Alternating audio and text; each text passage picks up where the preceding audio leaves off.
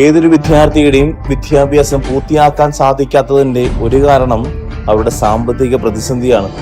ഇത്തരം പ്രതിസന്ധി അനുഭവിക്കുന്ന വിദ്യാർത്ഥികളെ നമ്മളും ധാരാളം സഹായിച്ചിട്ടുണ്ട്, സഹായിക്കാൻ ആഗ്രഹിക്കുന്നവർക്കുണ്ട്.